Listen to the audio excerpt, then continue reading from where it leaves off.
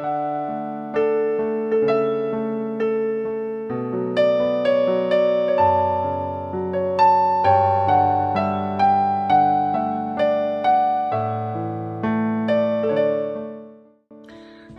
sesuatu yang baik pasti terjadi hari ini. Dalam buku Korintus dikatakan seperti ini, sekalipun aku bisa dengan berbahasa semua manusia, semua malaikat, bahkan aku bisa punya iman yang sempurna, bahkan aku rela menyerahkan nyawaku pun, tanpa kasih tidak ada berguna sama sekali. Ini menjadi kontradiksi. Kita suruh orang berdoa, berpuasa, dan melakukan banyak hal. Itu tadi lebih daripada itu. Dia bisa berbahasa roh, bahasa malaikat. Dia punya iman, dia menyerahkan dirinya.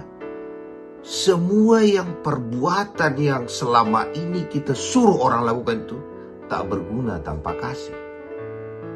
Artinya Tuhan tidak lagi menilai kita dari apa yang kita buat menurut ayat itu, tapi apa motif kita melakukan itu? Kalau motifnya bukan kasih, maka semua menjadi tidak berguna. Sementara yang kita sering dengar, khotbahkan itu kita harus kerjakan A, kerjakan B, kerjakan C, semua kita kerjakan. Tapi diganjal dengan ayat itu, lebih daripada itu bahkan kita menyerahkan nyawa kita pun tanpa kasih tidak berguna. Maka timbul pertanyaan, jadi yang paling penting itu apa? Kasih. Sementara kasih itu bukan produksi di bumi ini. Dikatakan buah roh adalah kasih. Kesimpulannya apa? Kasih itu harus kita terima dari surga. Maka dalam buku 1 Yohanes dikatakan, bukan kamu yang mengasihi aku, tapi aku yang mengasihi kamu. Artinya, kita harus puas dengan kasih sayang Allah. Karena itu jangan tanyakan apa yang kita buat kepada Tuhan. Tanyakan apa saja yang Tuhan sudah buat kepada kita, agar akhirnya kita jatuh cinta kepada Tuhan.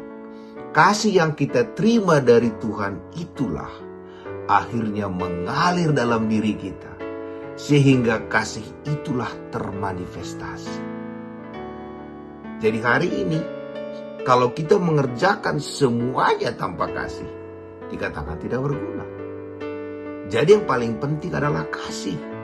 Dikatakan nubuat akan berlalu, iman akan berlalu, tapi kasih. Karena Allah itu adalah kasih. Jadi bagian kita adalah puas dengan kasih sayang Allah.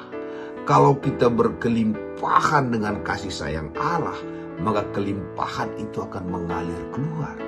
Sehingga kekristenan tidak menjadi capek. Hanya melimpahkan apa yang kita terima dari Allah. Saya ulangin, jangan tanyakan apa yang kita buat kepada Tuhan. Tapi nikmati dulu apa yang Tuhan sudah buat kepada kita. Sadari sepenuhnya sampai kita jatuh cinta. Dan waktu kita jatuh cinta, itu yang diinginkan Tuhan. Sehingga kasih itu termanifestasi dalam kehidupan kita. Terpuji nama Tuhan.